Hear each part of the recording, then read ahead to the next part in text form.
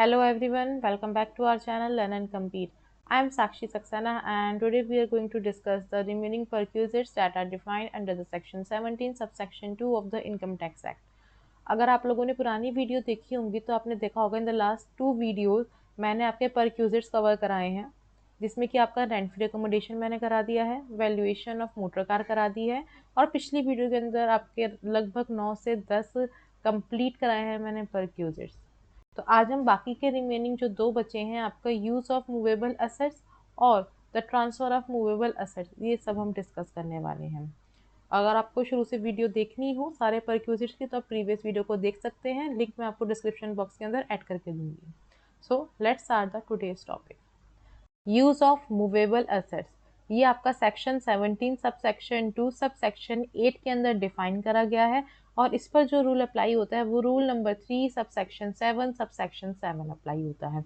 Start करने से पहले हम समझेंगे कि मूवेबल असेट्स कौन कौन से होते हैं। मूवेबल असेट्स का मतलब होता है वो सारे असेट जो एम्प्लॉयर अपने एम्प्लॉय को प्रोवाइड करता है और वो एक जगह से दूसरी जगह जा सकते हैं। जैसे कि आपके लैपटॉप जो हैं वो हैंडी होते हैं, आप कहीं भी एक जगह से दूसरी जगह ले जा सकते हैं, अपने ऑफिस से घर, घर से ऑफिस। मोटर कार्स या व्हीकल्स जितने भी आपके हो जाते हैं। उसके अलावा आपके इसमें आ जाते हैं मोबाइल फोन्स भी कैरी करते हैं मोबाइल फोन्स। पर इसमें ना एक सोचने वाली बात है, क्या हमेशा जितने भी हमें ये असेट्स मिलते हैं मूवेबल असेट्स, क्या हमें टैक्स देना पड़ता है? नहीं, ये डिपेंड करता है उसके यूसेज पे, उसकी ट्रांसफरेबिलिटी पे, उसी के हिसाब से जो उसकी परक्यूजिट वैल्यू निकलती है। अगर मैं लैपटॉप और कंप्यूटर्स की बात करूं, जैसा मैंने यहाँ पे फर्स्ट पॉइंट में गिवन कर रखा है, अगर हम एम्प्लॉय अगर कंपनी के लैपटॉप और कंप्यूटर्स को यूज़ कर रहे हैं तो उसकी परक्यूजिट वैल्यू हमेशा कहलाएगी आपकी निल। बट अगर यहीं पे कंपनी जो है वो ट्रांसफ़र कर रही है अपने एम्प्लॉय के नाम वो पर्टिकुलर असेट, तब उस पे टैक्सेबिलिटी चार्ज होती है, उसकी परक्यूजिट वैल्यू चार्ज होती है। तो ये हम दूसरे वाले सेक्शन में पढ़ेंगे, इसी के बाद पहले हम इसे समझते हैं। अभी जैसे मैंने आपको बताया the use of laptops and computers, अगर एम्प्लॉयर अपने एम्प्लॉय को लैपटॉप और कंप्यूटर दे रहा है काम करने के लिए तो उस पर परक्यूजिट वैल्यू लगेगी निल। लेकिन other than the laptop and computers, अगर कोई भी असेट एम्प्लॉयर अपने एम्प्लॉय को प्रोवाइड कर रहा है, अब other than laptops and computers में क्या आ गया आपके मोटर कार्स, मोबाइल फोन्स, ये सब चीज़ें। तो इस केस के अंदर इसकी परक्यूजिट वैल्यू क्या होगी? 10% of actual cost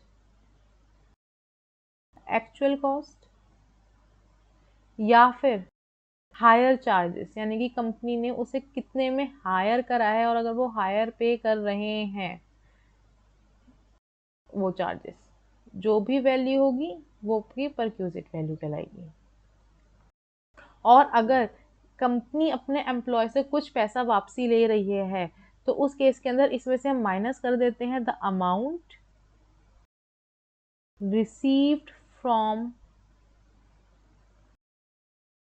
the employ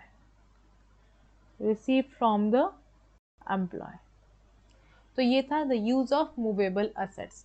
अब अगर मैं बात करूं नेक्स्ट टॉपिक की, that is the transfer of movable assets which is defined under the section 17 subsection 2 subsection 8 and the rule applied for the same is the rule number 3 subsection 7 subsection 7।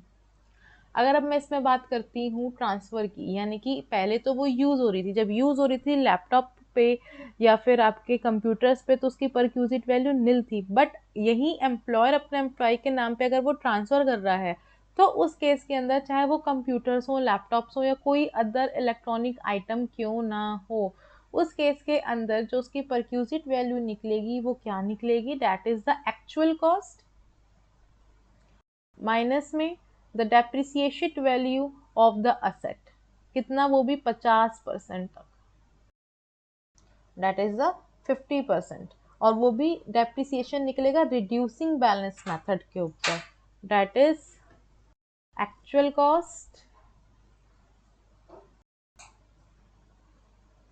Minus में 50% depreciation based on the reducing balance method based on the reducing balance method. और इसमें से भी हम minus कर देते हैं अगर कोई भी अमाउंट जो एम्प्लॉय से रिकवर हो रही होती है, माइनस में अमाउंट, पहला case recovered from the employ.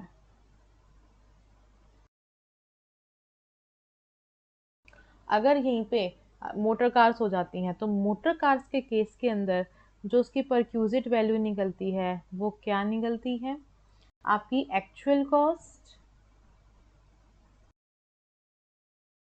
Minus में 20% डेप्रिसिएशन,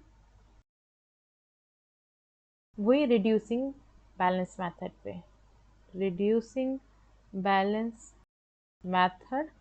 और इसमें से भी अगर हम लेस कर देते हैं कोई भी amount that is recovered from the employ, minus में amount recovered from employees, from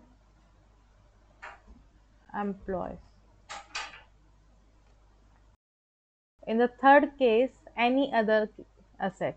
अब कंप्यूटर्स इलेक्ट्रॉनिक आइटम्स हो गए, मोटर कार हो गई, अब कोई और अदर एसेट अगर उसका जो है वो ट्रांसफ़र करा जा रहा है एम्प्लॉयर के थ्रू अपने एम्प्लॉय को, तो उस केस के अंदर जो उसकी परक्यूजिट वैल्यू होती है, the perquisite value will be the actual cost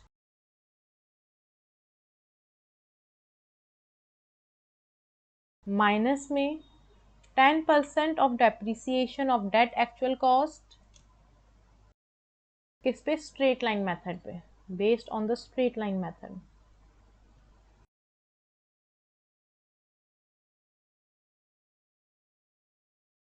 minus में the amount recovered from employ,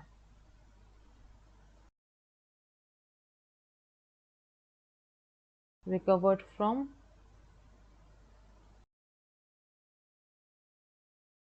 employ. So ये सारे फॉर्मूलेज हैं जो हमें ध्यान रखने हैं जब हम परक्यूजिट वैल्यू निकालते हैं यूज़ ऑफ मूवेबल असेट के या फिर ट्रांसफ़र ऑफ मूवेबल असेट की। इसको मैं एक छोटे से एग्जांपल से आपको समझाती हूँ। As per the scheme of the company, mister X was offered the car which was purchased on the 30th of January 2021 by the company for rupees 5 lakh. A company has recovered rupees 2 lakh from him for the car, and the company depreciate the vehicle at the 15% on the straight line method. देखिए इस question में ये चीज़ तो clear है, company ने कोई car खरीदी थी और ऑफर कर दी थी मिस्टर एक्स को, यानी कि मिस्टर एक्स को वो ट्रांसफ़र कर दी थी। तो उस केस के अंदर जो है हम कौन सा रूल पढ़ेंगे, याद करेंगे हम रूल नंबर 3 सबसेक्शन 7 यानी कि ट्रांसफर ऑफ मूवेबल असेट। अब हम इसको रिकॉल करते हैं, हमने क्या फॉर्मूला पढ़ा था जब इसके अंदर हम वैल्यू निकालते थे परक्यूजिट वैल्यू, उसका फॉर्मूला होता था आपका परक्यूजिट वैल्यू का, अभी अभी हमने पढ़ा है, एक्चुअल कॉस्ट माइनस में 20% of depreciation as per the WDV method, written down value method, या फिर रिड्यूसिंग बैलेंस मेथड भी जिसे कहते हैं, माइनस में द अमाउंट रिकवर्ड फ्रॉम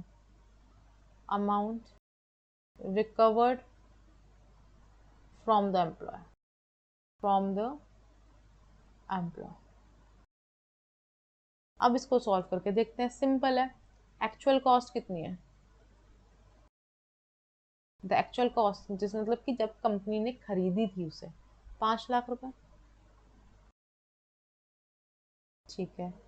इसमें से सबसे पहले हम क्या लेस करेंगे, डेप्रिसिएशन जो बननी थी, डेप्रिसिएशन। अब एक्चुअल कॉस्ट कब की थी, इस पर डेट लिख लेंगे ताकि हमें कंफ्यूजन ना हो, that is the 30th of January 2021। Depreciation कितनी लगनी है, 20%, कितनी हो गई, 1 लाख रुपए, यानी कि अगले साल ऑन द सेम डेट उसकी क्या कॉस्ट बैठेगी, WDV 30th of January 2022, 4 lakh रुपए। यानी कि अब फिर से इस पे डेप्रिसिएशन लगेगा 20%, माइनस में depreciation 20%, it will give you 80,000। अब इसमें सेम माइनस कर देंगे तो वैल्यू कब की निकलेगी, अगले साल की। WDV as per 30th of January 2023 3,20,000। इसका फिर हम डेप्रिसिएशन निकालेंगे क्योंकि 2024 का हमें निकालना है depreciation at the rate 20%, that is 3,20,000 का जब हम 20% निकालेंगे तो 64,000 आएगा। It will give you the value as on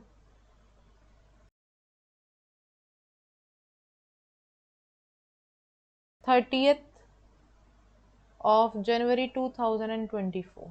तो ये वैल्यू कितनी आ जाएगी, 2,56,000 रुपीज। अब क्या कोई अमाउंट रिकवर भी करा गया है एम्प्लॉय से, यस, कितना, 2 लाख रुपए। तो इसमें से फिर क्या लेस कर देंगे, the amount recovered from employ, कितना, 2 लाख रुपए।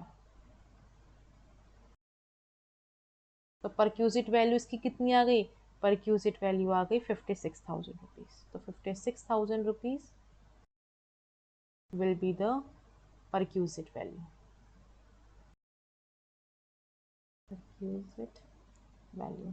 I hope आपको ये टॉपिक अच्छे से अब समझ आया होगा। This is the question that I have explained of the today's part, but in the next coming video जितने भी हमने perquisite अब तक करे हैं उसका सम अप एक अच्छा सा बड़ा न्यूमेरिकल करेंगे ताकि आपका ये perquisite टॉपिक completely क्लियर हो जाए।